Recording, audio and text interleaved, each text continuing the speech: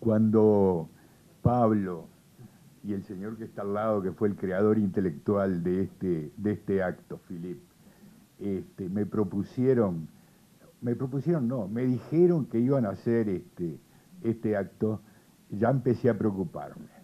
Y esta noche, créanme, que lo pasé realmente mal. Este, no porque no agradezca, digamos, la forma en que aquí los compañeros se animaron a decir cosas muy placenteras sobre mí, placenteras para mí además, ¿no? Obviamente. La mayoría de ellas inmerecidas, les quiero aclarar. No porque ellos se equivocaran, sino porque son demasiado buenos, demasiado generosos, demasiado líricos a veces. Yo solamente voy a hacer una reflexión muy breve sobre el liberalismo, que fue el tema que tomó Esteban y que de alguna manera Juan Martín también desarrolló, lo desarrolló Ope y lo desarrolló Luis. De manera que estuvo compartido entre los cuatro panelistas. Yo creo que hay varias formas de entender el liberalismo, pero hay una forma uruguaya de entender el liberalismo. El liberalismo tiene tres elementos que son básicos. Es la capacidad de cada uno de nosotros de elegir nuestro propio camino a la felicidad, de autodeterminarnos como seres humanos.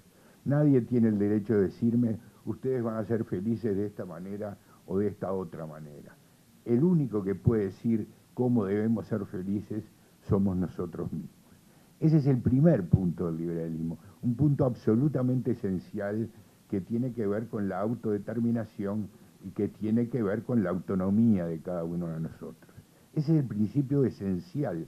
Si uno depende para buscar su camino en la vida de las instrucciones que nos da alguien, ese alguien puede ser un ser trascendente, ese alguien puede ser un presidente, ese alguien puede ser un gobierno.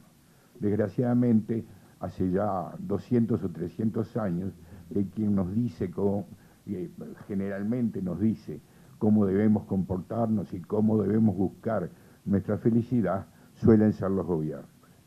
El segundo punto que me parece esencial lo destacaba Juan Martín, que es la neutralidad del Estado.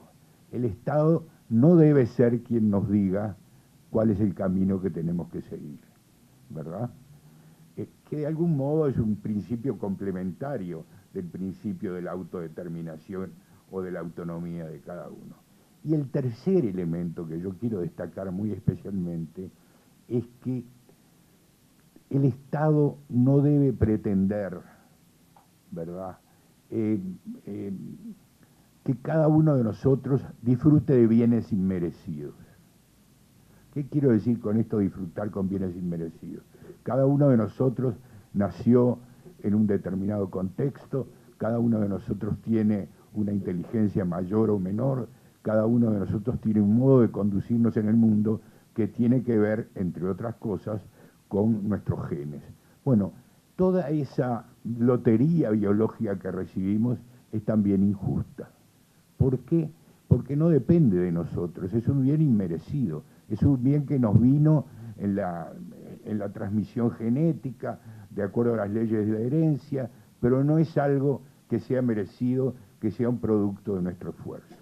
Estos tres caracteres del liberalismo son caracteres esenciales y nada tienen que ver con otro modo de entender el liberalismo que Esteban lo decía, en este país ha bastardeado la idea del liberalismo, que es el individualismo posesivo, el egoísmo, el creer que lo único que importa es tener la mayor cantidad de bienes, etcétera, etcétera.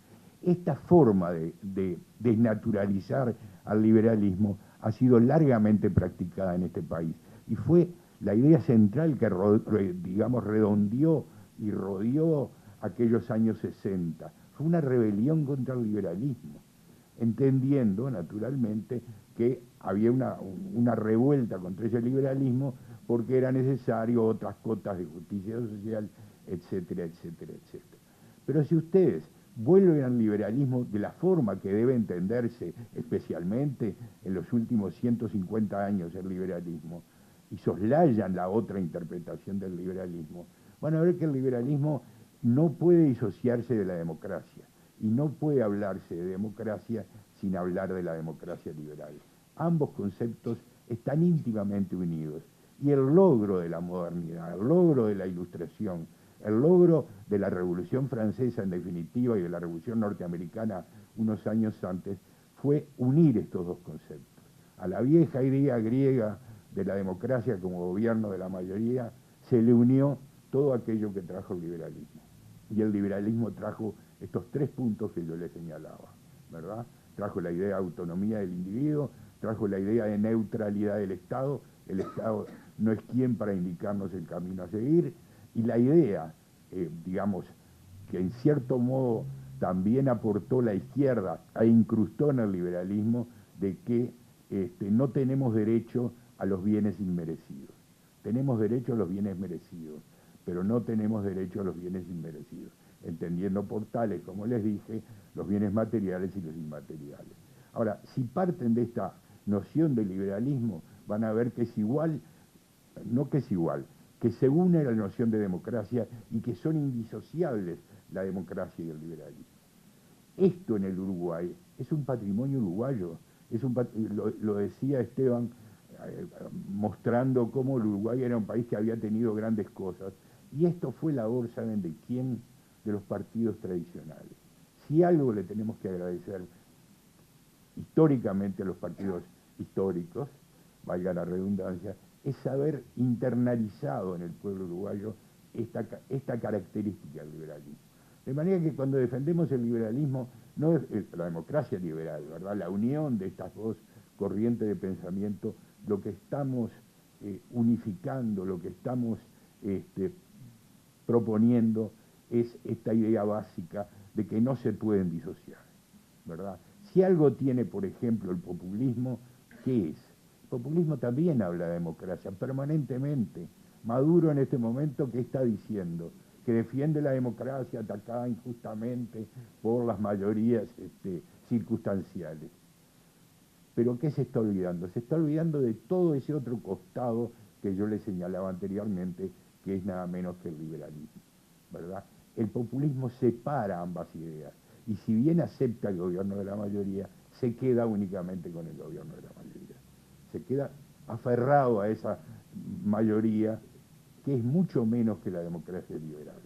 Entonces, créanme que si algo pude haber aportado al pensamiento político, ese poquitito que pude haber ayudado a que consolidáramos, es esa idea de que democracia y liberalismo están unidos y son inseparables.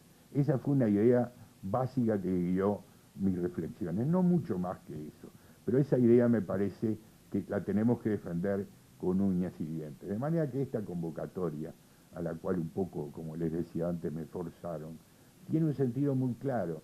¿Por qué? Porque parlamentarismo, como una forma de gobierno que a mi juicio, la idea es muy discutida, la idea es muy polémica, es la que más se compadece con la democracia, ¿verdad? A pesar de que tiene sus problemas, como lo acabamos de ver en España, creo que el parlamentarismo es un régimen de gobierno que está un escalón por encima del presidencialismo. Presidencialismo que además está asociado desde sus orígenes con ideas monárquicas, ¿no? Aunque posteriormente se haya separado. Entonces, la idea de democracia, la idea de socialdemocracia, no socialdemocracia en el sentido de socialismo, ¿verdad? Yo creo que la socialdemocracia en este siglo ha demostrado una cosa esencial, que es primero, que es absolutamente necesario que el Estado intervenga en muchas cosas de la vida en sociedad, justamente para evitar ese liberalismo egoísta, ese liberalismo negativo que cree que lo único que hay que hacer es permitir que el individuo se desarrolle libremente sin intervenir en los problemas de la distribución social. Esa es la idea de la socialdemocracia. El socialismo como modo de producción y demás es una idea que tuvo la socialdemocracia, que la caracterizó desde sus orígenes, digamos, a fines del siglo XIX y comienzos del XX, pero que el siglo XX ha demostrado que está fallida. Cuando en 1959, en Bad Godesberg, la socialdemocracia alemana abandona el socialismo, lo abandona definitivamente.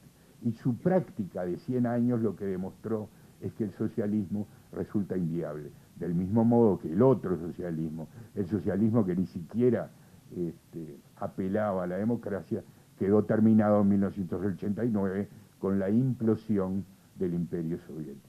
De manera que el siglo XX ha sido rico en ideas, nos ha permitido consolidar la democracia liberal, que sigue teniendo muchísimos problemas.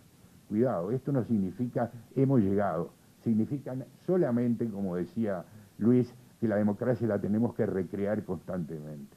Si ahora tenemos un desafío importante, es que la crisis de las ideas de la izquierda, el gran baldío que significó la caída de la Unión Soviética y la quiebra de la socialdemocracia, ese gran baldío es exigirnos a todos nosotros, sabiendo que el Estado debe intervenir no para lograr la felicidad de cada uno de nosotros, sino para que tengamos la posibilidad cada uno de nosotros de vivir en sociedad y poder buscar nuestra propia felicidad. Ese es el rol del Estado, ese es el rol del Estado. El rol del Estado no es la felicidad, el rol del Estado es procurar las condiciones para que todos tengamos la posibilidad libremente y en las condiciones materiales más adecuadas para buscar nuestra felicidad. De manera que lamento que hayan tenido que soportar algunos elogios inmerecidos, pero créanme que la idea de la democracia, de la socialdemocracia, entendida tal como yo la entiendo, para seguir con la idea que decía Ope, que tengo la tendencia a definir los conceptos, sí es cierto, la tengo. Entendida de esa manera, la socialdemocracia y el parlamentarismo son ideas que vale la pena profundizar, debatir y tener muy claro que están abiertas, que nada de esto supone cerrar ningún concepto. Son tres referentes abiertos y creo que la labor, y perdone que pase el mensaje político, especialmente a los que me están acompañando, la labor de nuestro partido, del Partido Independiente, es precisamente seguir debatiendo, proponiendo y profundizando estas tres ideas que hoy nos convocaron. Muchas gracias. Bien.